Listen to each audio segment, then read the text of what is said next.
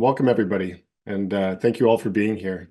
Today, I'll be presenting on my PhD thesis, Expanding Social Realities Through Embodied Immersive Experience. Before I begin, I'd like to acknowledge that the land on which I conducted this PhD research is the unceded territory of the Musqueam, Squamish, Stolo, and Tsleil-Waututh peoples, and I'm grateful to have been able to work, live, and play in such a beautiful and inspiring place. Today, I'll be talking about 6 different artifacts, artworks, that were created as proposals for how we might be able to expand social realities using immersive technology. Before I begin, though, why should we be expanding social realities? First, we have the need to counter the emerging asocial society as identified by Policy Horizons Canada back in 2018 when I was just starting this research. That's this tendency of us to use more and more technology to interact with one another, overcoming and supplanting many of the social interactions we're used to having. Social connection is a basic human need, yet technology fractures the social structures that we've relied on for thousands of years and forces us to rely on technology for connection. So how can we better design that technology to enable genuine connection? Furthermore, COVID-19 exacerbated the existing issues we were already facing, leaving us with lasting impacts that continue today. I'd like to define expanded reality, what I mean more generally when I'm talking about expanding social realities. And I look back to Gene Youngblood's definition from expanded cinema from 1970, as it's still, to my opinion, probably the best definition of this. Expanded reality isn't a technology at all. Like life, it's a process of becoming. Humanity's ongoing historical drive to manifest their consciousness outside of their mind and in front of their eyes.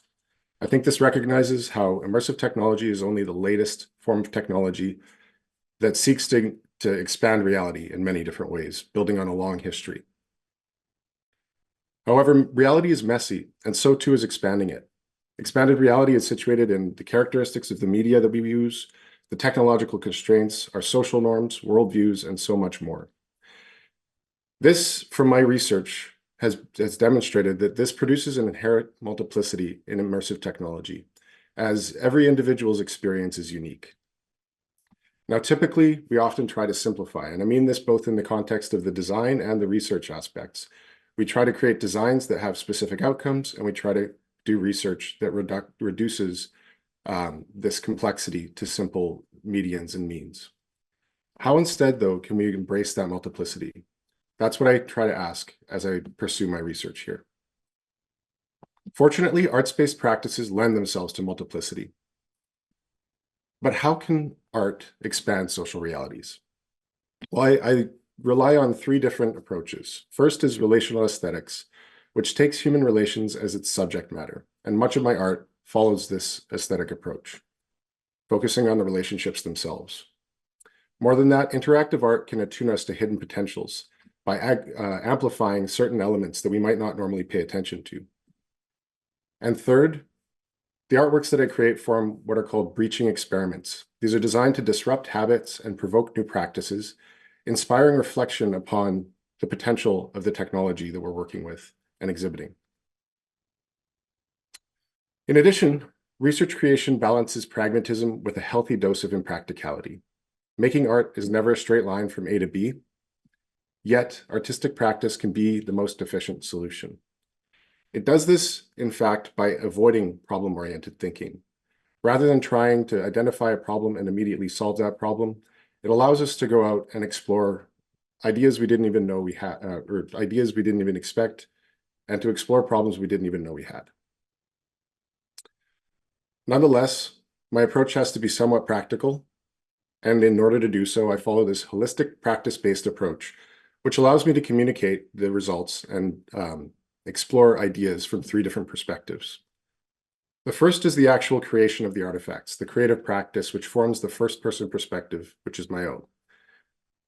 I not only create these artifacts, but also exhibit them and investigate my own experience interacting with them and creating them. I also conduct research in the wild, forming the second-person perspective, seeing how people interact with the installations in situ, in galleries, and festivals. And finally, when I want to dig deeper, I bring those investigations back into the lab, conducting experiments and behavioral studies within the lab context.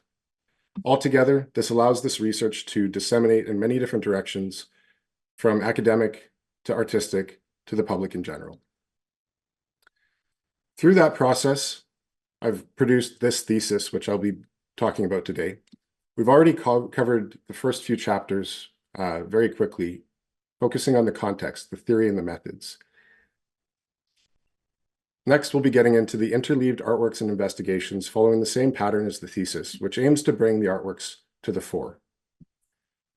Those investigations resulted in 9 publications with an additional 5 in progress, all of which are included in the thesis, as well as 6 artworks with more than 40 exhibitions around the world that have disseminated this knowledge in a vast variety of ways.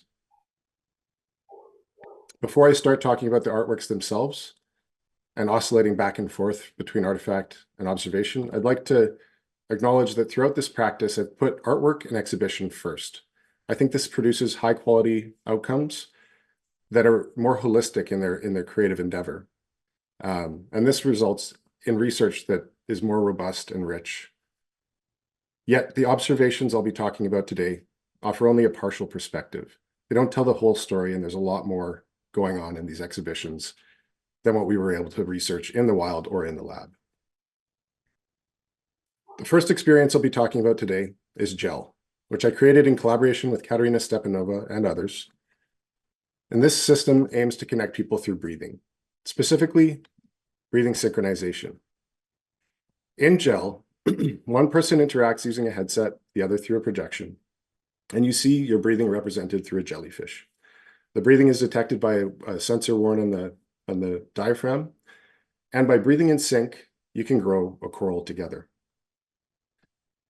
The idea with GEL is that the jellyfish directly represents your breath, allowing you to learn the system. By moving those jellyfish together, you realize that you can grow a coral by synchronizing. And that synchronization is used to populate a coral reef, which symbolizes all the moments of connection that happen throughout the exhibition. We exhibited GEL once at the Fun Palace in 2019, and there we did indeed find that people were synchronizing. For some, it was straightforward, like in the top graph here, where we see people's breathing becoming more synchronous and staying that way quite steadily. And for some, it was more complex, meandering between synchronization and out of synchronization. What we found through these observations was that the explicit goal of synchronization led people to chase one another. The attention was directed, they both identified that their attention was directed towards their partner, but they didn't perceive the reciprocation of that partner directing attention back. As a result, we found that implicit priming and set and setting actually are better at allowing synchronization to emerge naturally, rather than gamifying it, simply creating an environment that encourages it. Nonetheless, GEL was able to exhibit a positive experience for a positive message, one which encouraged connection to nature and supported existing relationships. Building upon some of the concepts in GEL, I again worked with Katerina Stepanova in developing Body Remixer, an experience designed to connect people through touch, as well as synchronous movement. In Body Remixer, your body is represented by these ethereal particles. You see yourself as this aura in a mirror, which is tracked by a Kinect, and putting on a headset, you see everyone around you as these particle bodies. By connecting through a high five, you can actually connect your bodies, allowing the particles to flow between them, representing this moment of connection. By moving in sync, you can control the loudness of a drum beat, representing that synchronization. So again, with Body Remixer, there's this progressive engagement where we designed it in order to allow people to interact directly in solo mode so they could embody their particle body, seeing everyone around them as these abstract bodies, then connect with their partner in connection mode with the exchange of particles focusing on that connection. And finally, to be able to also connect in swap mode, which wasn't shown in the video, where the bodies would actually be overlaid onto one another, focusing on the relationship between those bodies.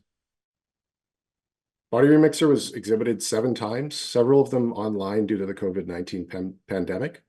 However, we also showed it at the Fun Palace in 2019, where we conducted observations and found people exploring, dancing, high-fiving, and hugging as they interacted with the system. What we found from this study was that Body Remixer created a stage for impromptu performances where an audience would form as they stood back out of the tracked area and watched as people played and danced and performed. And sometimes people would explicitly perform for other people. We also found that it created overlapping social spaces that led to divergent social norms, where the person in the headset would be existing in a completely different social space than those around them, seeing strangers and friends alike turned into these abstract bodies with identities becoming blurred. These blurred identities also allowed people to transcend boundaries through a unifying aesthetic, encouraging them to interact in ways they wouldn't normally. We also wanted to look deeper into Body Remixer in the lab and to understand how do participants make sense of having these abstract bodies. We conducted a study with 11 pairs of participants with on average 30-minute interviews. And from that study, we found that embodiment of abstract virtual bodies is dynamic, complex, and layered. It is uniquely rooted in individual lived experience, with each person describing an interestingly different experience. The significance of that virtual body is varied and nuanced, with some people describing it as their body, others using terms like shadow or aura to describe something that was more symbolic of them rather than directly connected. And we also found that it was bifurcated across physical and virtual and self and other. And what I mean by that is in some cases, people would actually reach out and high-five the person in the room with them and feel as if that touch was not connected to the virtual body that they saw. They would feel like that physical touch had been a surrogate, allowing them to connect to an entirely new individual. And also this distinction between physical and virtual wasn't always the same between self and other. Sometimes someone would feel as if their own body was quite unified and the other wasn't, and vice versa. Now, Body Remixer led to an opportunity to work with an international team led by Margherita Bergamo Menegini to create Eve 3 Stories of Our Extreme Selves. This performance was designed specifically to connect people through performance, and it aimed to do this in a number of different ways. The first was we told the stories of 6 different people, each suffering from different mental challenges, from addiction to anxiety, depression, and more. We also connected those stories back to real people towards the end of the experience. And we brought 6 people up onto stage and encouraged them to dance in front of an audience, encouraging self-expression and connection. So as you can see, we bring 6 people up on stage and put them in VR headsets where they see visuals that are synchronized with moments of touch, facilitated by the dancer. This moves into a more open and abstract representation similar to Body Remixer, where we use motion capture to kind of inspire dance before moving into a completely open free dance. So of course, the core design element was this performer-facilitated embodiment. This moment of touch that is synchronized with what's being seen in the 360 video and creates different layers of performance, that what's happening inside the headset as well as what's happening for everyone around them.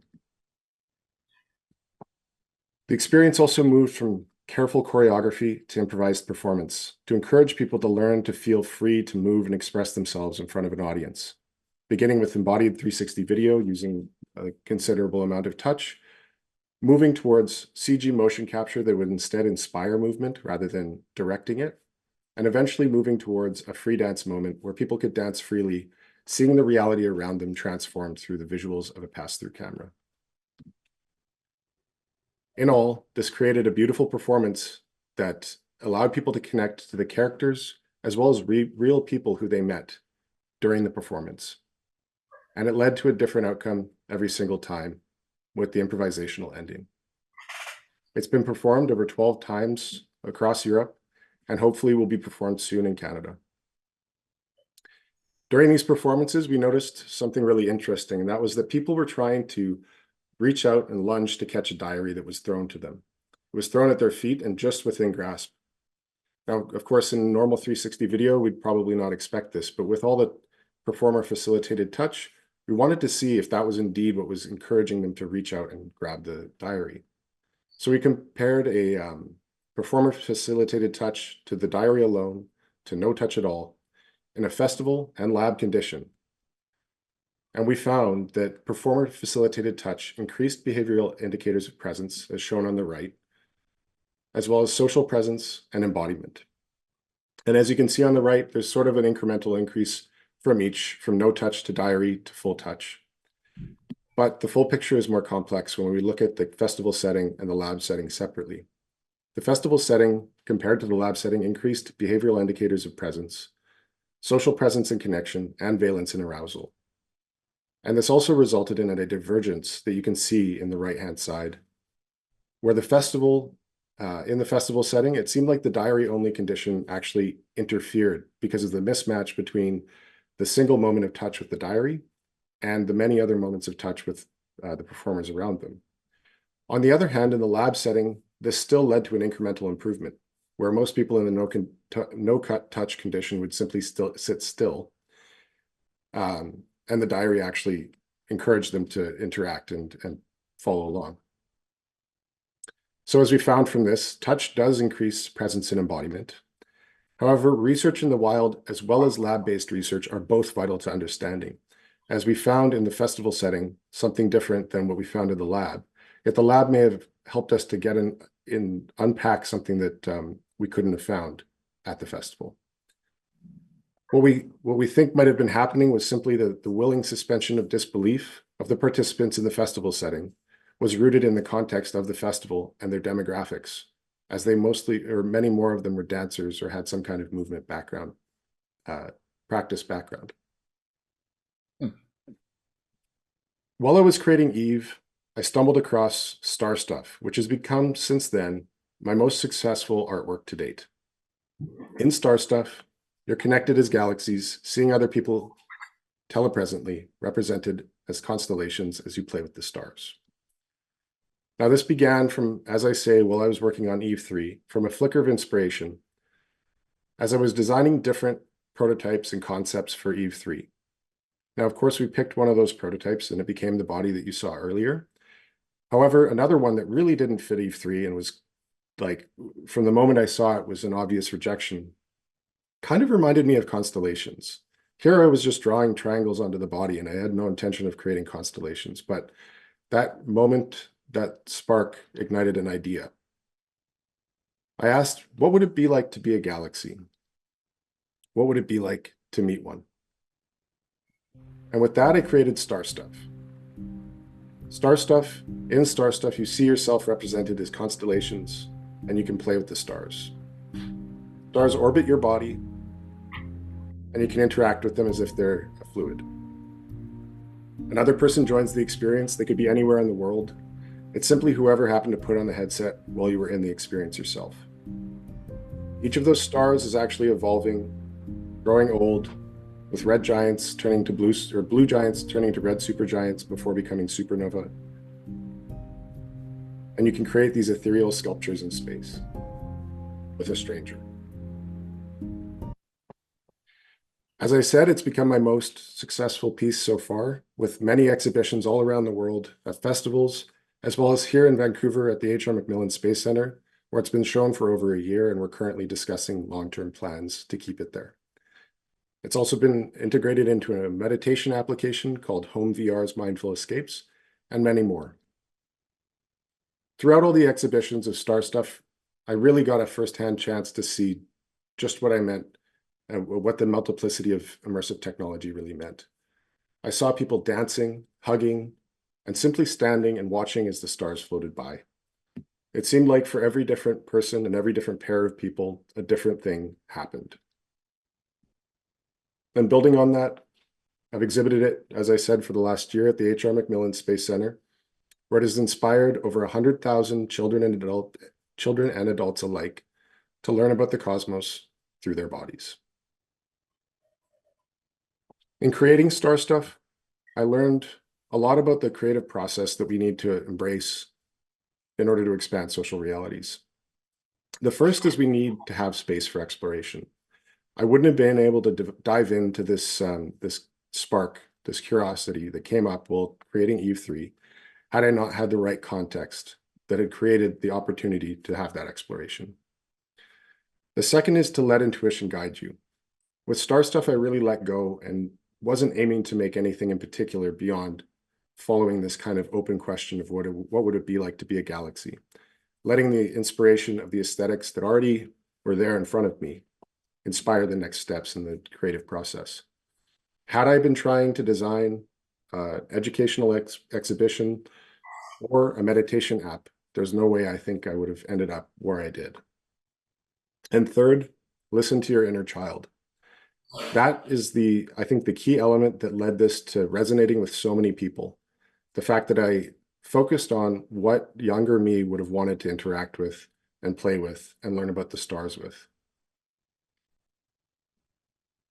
As I was creating Star Stuff, I was simultaneously working with a team of researchers, artists, and designers and developers to create embodied telepresent connection. This experience is designed to connect people through pseudohaptics. Pseudohaptics are the experience of touch in the absence of touch. So for example, by displacing the visuals of your hand in VR, you can create a sensation of resistance. In embodied telepresent connection, you're represented again as an abstract body, but in this case, that body responds to moments of proximity, touch, and resistance. By pushing your hands together, you can see that the hands actually displace, acting kind of like a puppet that is suspended by a spring. And by reaching out, you can listen to the other person's heartbeat as though your hand has become a stethoscope. Now, embodied telepresent connection was created more as a prototype, which aimed to explore the possibilities of pseudohaptics. As a result, we exhibited it mostly through workshops, where we engaged with over 50 people across Europe, as well as right here at Simon Fraser University, to explore the sensations and experiences that this elicited. What we found is that pseudohaptics are touch-like. They evoke warmth, tingling, and resistance. Importantly, they're powerful, yet they're still distinct from touch. So we need to, when we're conducting research into pseudohaptics, recognize this discrepancy and not expect to get the full experience of touch. In line with that, they're best for ethereal aesthetics that acknowledge their virtuality. So they seem to align better with these kind of abstract bodies like we used in embodied telepresent connection. We also found that this inclusion of heartbeat, which actually could follow the real heartbeat of the person that you were connecting to telepresently, evokes life and facilitates an intimate experience that people could choose to or not to engage in. The last experience I'll be talking about today is Synedelica. Synedelica is another experience that I designed by kind of following the intuition and seeing where it led me. And I never really created it with the intention of creating social connection so much as creating an interesting kind of technical prototype. But when I started to show it publicly, even informally, I started to realize how this could actually potentially be the future of expanding social realities that we're looking for. In Synedelica, the world around you is transformed based on the sound of the world around you. So you see the world modulated by sound. The low frequencies modulate the shadows, the high frequencies modulate the highlights, and these kind of beat bands traverse reality every time a beat is detected, just like you see here. This could be footsteps or the sound of a drum at a music festival. With Synedelica, it wasn't until this impromptu opportunity I had to share it with someone in Barcelona, and we walked out into the streets of Barcelona not really realizing what we were going to stumble upon. And as she walked out into the square and started to interact with this Riecke Anadol work, not even being able to recognize it, I realized how it was remediating the entirety of her reality. We walked down the street, through the bar, and she could see the reality around her modulated by the skateboarders going down the street, the conversations, and the bar, seeing reality from an entirely new perspective. You know, in the bottom left here, you can see someone listening to their Spotify playlist, modifying the world around them through their own curated music. or it can transform the experience at a bar as you hang out with friends and meet new ones, sharing the experience with everyone around you.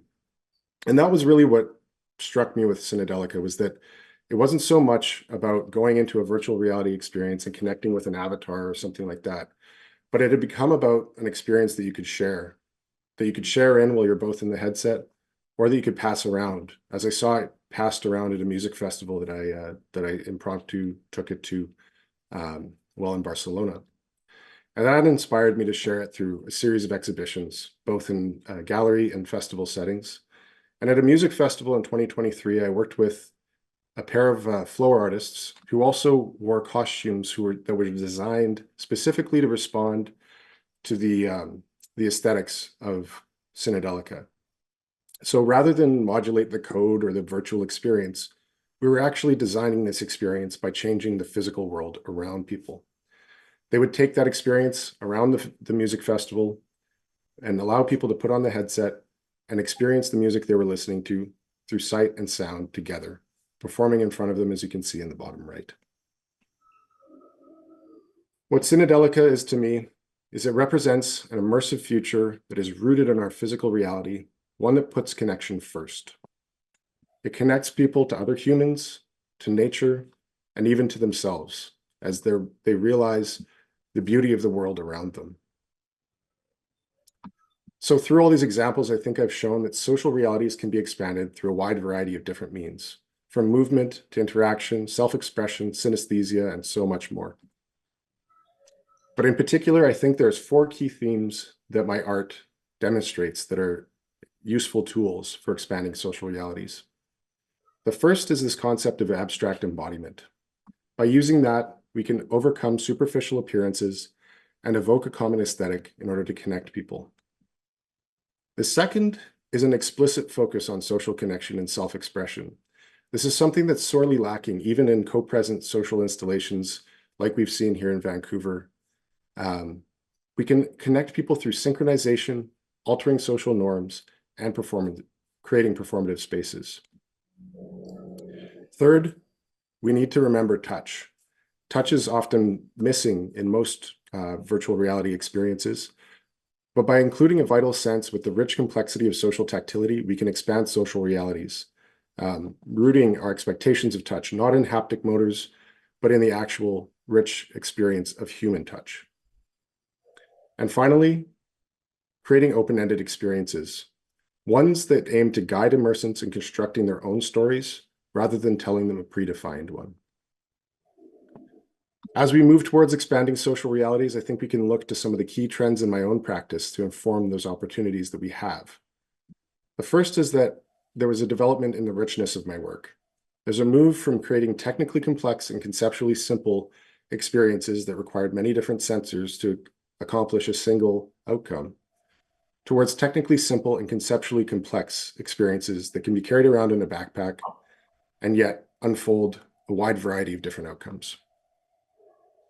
There's a shift in my approach to design from rigid and predetermined deterministic approaches to ones that are adaptive and intuitive. And my research has moved away from measuring, becoming, and reductive approaches towards observing through reflective approaches. In order to embrace, or in order to expand social reality, we need to embrace a multiplicity of multiplicities. This includes the multiplicity in expanded reality itself, as we move beyond remediating video games and film towards opening new possibilities specific to this new technology. We need to embrace multiplicity in research as we transcend disciplinarity, allowing contradicting perspectives to become complementary. And we need to embrace multiplicity in design and engineering, letting go of the problem solution view that we've held so long, and looking instead for intuitive insights in unexpected places. I'll be continuing to do this as I create immersive art that reunites humans, technology, and nature, as I create interactive museum installations for embodied social learning, and as I apply artistic practice to engineering projects. And today I'd like to leave you with this quote, which I think sums up what I've been doing over the last 6 years, and that is creating art that invites us to linger at the frontier of what there is and gives us an outlook on what might be. And as you look at my friends and colleagues standing in the Pacific Ocean, watching the waves crash ashore, as they're modulated by the very sound of those waves crashing ashore, I hope that this is the future that we might work towards expanding social realities through immersive technology. Thank you to the committee, examiners, and all the many collaborators who made this possible. And thank you to everybody for being here today.